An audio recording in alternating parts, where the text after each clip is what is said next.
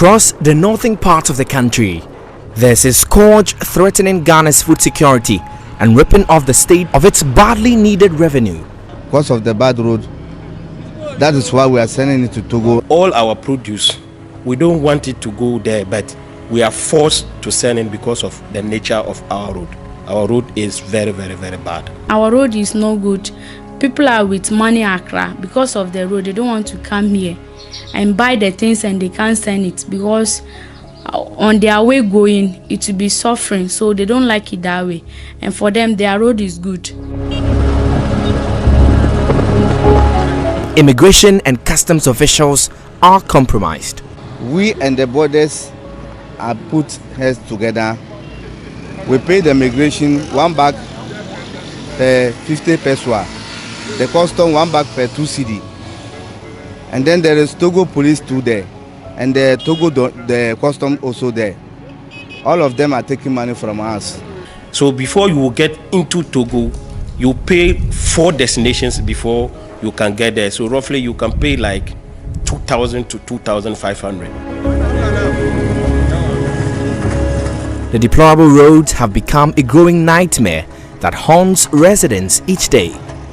All it takes to experience this is a drive on the breath-choking roads of Chereponi and its environs. But the poor state of roads in Chereponi is not entirely the main focus of this piece. There's another side of this story, one that is worrisome, one that the duty bearers have turned a blind eye to. It is the blatant plundering of the nation of its badly needed grains to neighboring countries in broad daylight. In the first quarter of this year, the president placed a restriction on the exportation of maize, rice and soya beans. Export of all grains must be accompanied by an approved export permit letter duly signed by the trade minister. But enforcement of this directive has been a challenge, given room for the smuggling of these grains out of the country. In this edition of Hotline Documentary, Joy News investigates how over 166 million cedis worth of maize, rice, millet, soya beans, cowpea and sesame are smuggled to neighboring Togo and Nigeria last year alone, using the Chereponi district as transit.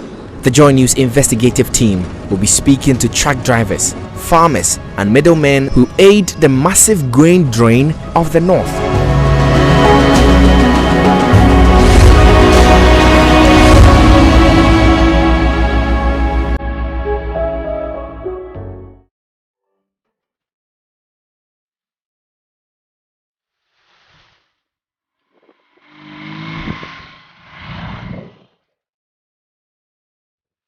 Chereponi is one of the 6 districts of the Northeast region, carved out of the Saboba Chereponi district in the late 2000s. The area still remains one of the deprived rural settings in the northern part of the country. But this is not the major source of worry for the over 80,000 inhabitants who are predominantly farmers. It is rather the dusty, bumpy and unmotorable stretch linking Chereponi to Yendi and its environs. It is a difficult decision to make each day for many of the residents here. It is either one endures the misery of commuting on the roads to guarantee their survival, or stay back home while their economic sustenance crumbles. One of such residents who has accepted the former is Kwame Kweku. But for the demands of his job, he would have avoided the frequent use of the road. It's very terrible when traveling on this road. In fact, sometimes when you want to travel, because of the bad nature of the road, it makes you like, just stop. Traveling in vehicles, I attempted once here. It was even difficult trying to hold your breath in the dust-filled vehicles. How's the experience for you like? I'm using the vehicle from Tamale to Chereponi every day. In fact, there's no day we'll come here and we'll not go to Fita shop to go and maintain our vehicles. Sometimes especially from Wapuli coming to Chereponi, In fact, Masa, that one day we can't say about it. This basket of frustrations carried by the thousands of residents in his district is summed in Kwame's bitter accounts.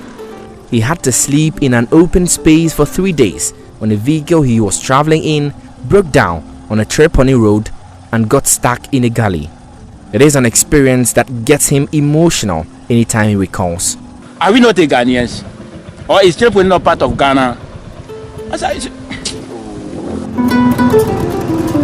Kwame is not the only indigene whose emotional spots are hit hardest on the subject. For Bashiru Ali Danki, a resident in his early 40s, it represents the litany of broken promises made by the political class anytime election approaches. He believes the duty bearers care little about their plight. Our road here as well. When you travel, it's like you're going to war.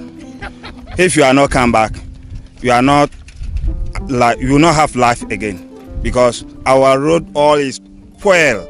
So our governor is not mind us. We don't know either we part of Ghanaians or we part of Togolese. We don't know.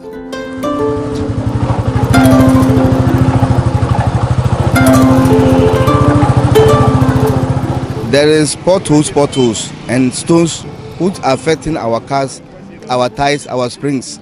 So now, when you buy the soya beans, where do you take it to now? Now we send some to Ghana and we send some to Togo. Why do you send it to Togo? Because of the bad road. Meet Imoro Mustafa. He is the chairman of the cargo truck drivers here in Chereponi. He's part of the drivers who transport tons of soya beans to neighboring Togo. I caught him in the process of loading truckloads of these grains badly needed to feed the local poultry industry. He says their activities must be blamed on the poor roads and not their desire to make profit. We and the borders are put heads together. We pay the migration 1 bag per 50 pesewa. The custom 1 bag per 2 cedi. And then there is Togo police too there. And the custom also there. All of them are taking money from us. But these monies, do they give you receipt? No, they don't give us any receipt. But what explanation do they give for taking 50 cedis and 2 cedis from you on every bag? Because they say it is their duty to bring the load back. The immigration said they will bring all the road down for them to church in the car. And because we don't want to pay twice, that's why we just pay them 50 cedi and they get our way to go. The custom people, they said it is their duty to take 2 cedi.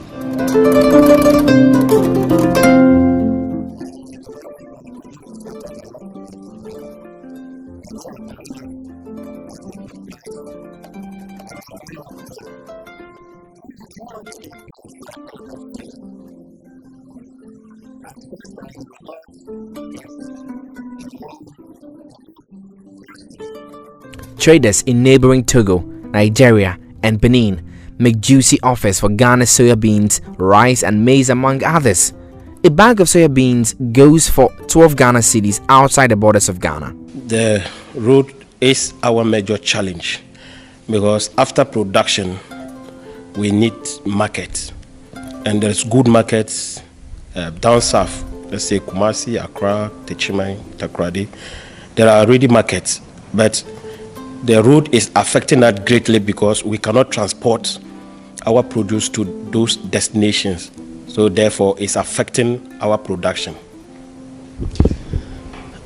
We do understand that because of that, you are looking for alternative market in neighboring countries like Togo, Benin, Nigeria. Share more with us on this. Yeah, they have been supportive to us. This neighboring country has been supportive to us because after production, we cannot transport our produce into the country because of the poor or deplorable nature of the road. So they sometimes come here and then buy from us because the road from here to the place is closer and they have better route than us.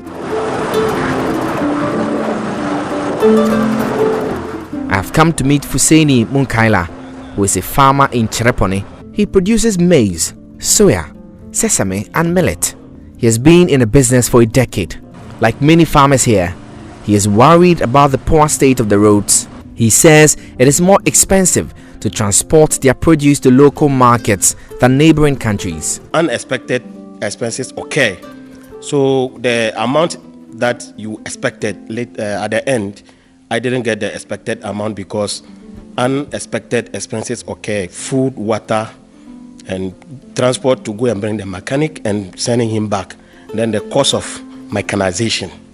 So from that day, I swear not to transport my produce from here inside Ghana again. And that is why Togo, Benin become alternative market for us. In terms of losses, if you use our roads, how much are we looking at? In terms of losses, when you use our road, assuming you are going with a load, let's say 50 ton, and by the time you get your destination, you can lose like 20 to 25% of the total ton.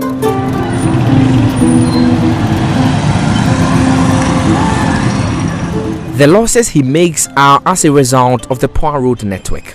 He corroborates Imoro's claim of immigration and customs officials demanding bribes from farmers transporting their grains to neighboring countries. He says border officials from Ghana and Togo extort at least 4,000 Ghana cedis from him before his produce gets to the market in Togo. When you are transporting your goods, when you get to the custom barriers, you have to pay per bag. So if a bag, let's say, is 1 cedi, and if you are going with 500 bags, it means you are paying 500 Ghana cedis. And then in immigrations, they have a flat charging for us. You pay like 300 Ghana cedis per truck, and if you have a big truck, you can pay like 350. That is the Ghana border. And when you get to the Togo border, you pay the same thing. For the Togo, you can pay like 600 Ghana cedis per truck, and they have two. Where we have one called Konkombu. When you get there, there are customs or immigrations there, you pay there. And when you are entering to Togo, there is another border there called Donye. There too, you have to make another payment again. So before you get into Togo, you pay 4 destinations before you can get there. So roughly you can pay like 2,000 to 2,500. And do they give you receipt for such payment? The receipt, unless you request. If you don't request, you only pay and then you go. And sometimes if you also insist that you want to collect a receipt, you will get a different price, and the price will go high. So because of our fear of increasing the price, we do accept paying without receipts. According to data from the District Agric Office in Chereponi, in January 2021, 1.6 million cedi worth of soya beans was transported to Togo and Nigeria. In February, the figure shot up to 2.3 million cedis. In March, the tons exported through Chereponi was 2.2 million Ghana cedis. In April, it was 1.6 million Ghana cedis and saw a decline in May, which recorded 635,000 cedis of soya beans being sent to Togo. But cumulatively, the metric tons of maize, rice, millet, soya beans, cowpea and sesame transported to Togo and Nigeria stood at over 166 million cedis. District Agric Director at Chereponi, Pascal Asigri, says this can be reversed if the roads connecting the district to local markets are put in good condition. The roads leading to Chereponi are some of the terrible stretches to travel on in the country. Chereponi is a hub for aggregators or individuals who act as intermediaries for traders in other countries. Mohammed Rukaya is an aggregator for traders in Togo and Nigeria. She's paid 20 cedis on every bag of soya beans she buys. She says buyers in local markets are reluctant to do business with them because of the poor roads. People are doing their business. The road is no good. If they go 3 days later before they will come, maybe 2 days before they will come. and then because of that, those cars that they support to come, because the road is no good, they don't come here.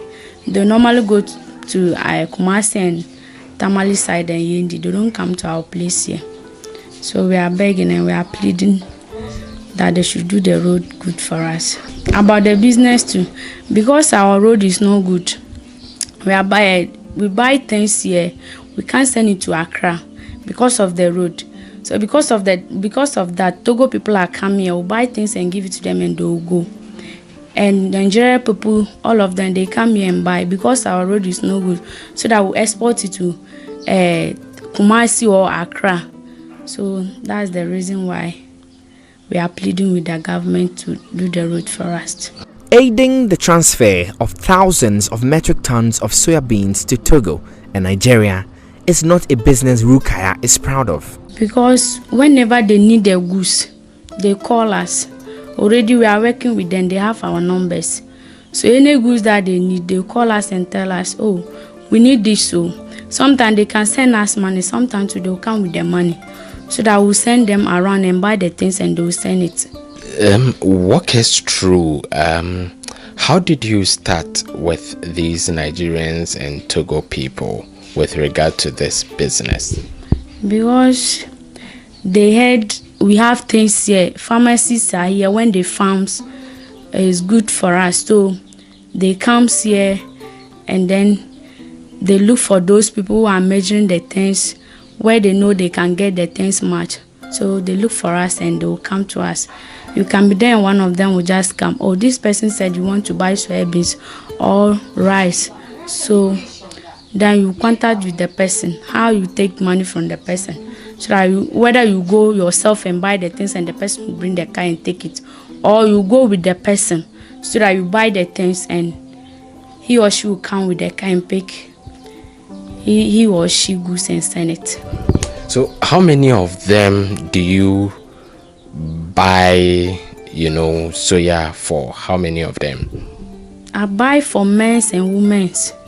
Let's say about 5 for them. The men's, 5 for them. I buy things for them. The women's to 4. So normally they are goods different. It's not the same thing that they need. So I can take the money and be buying. If I go to this village, I'll get this, I'll buy it and gather it and call them so that they'll come and pick and give me my commission. Talking about commission, how much do they pay for commission? The commission, one bag, when you measure in a sack, is 40 bowls. So you take 20 cedis. When you measure in one sack, you take 20 cedis and measure for the person. The Joy News investigative team caught up with Mahama Issa, another cargo truck driver who was transporting bags of soya beans to Togo. He also confirms he has to bribe border officials through the journey. Okay. Now, then I carry a Togo. The carry no soybeans in a mu.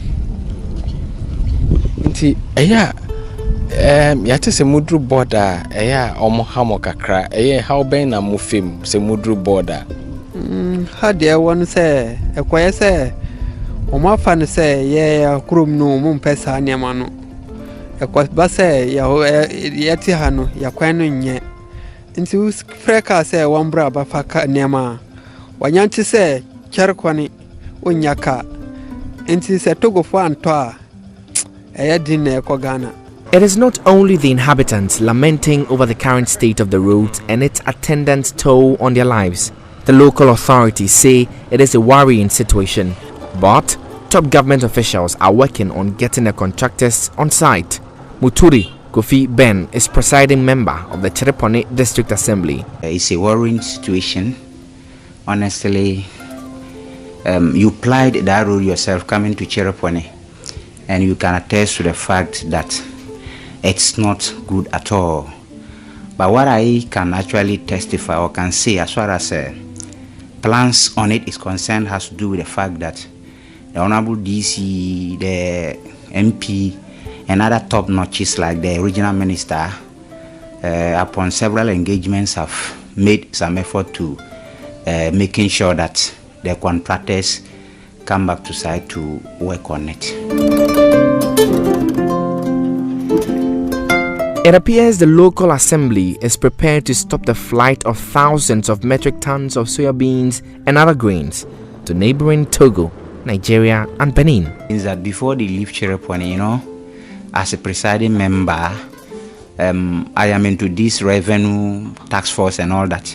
Before they leave, we collect our share of that. And also on their way, there is a checkpoint. We have SEPS customs checkpoint. So they also check on them before they cross to Togo.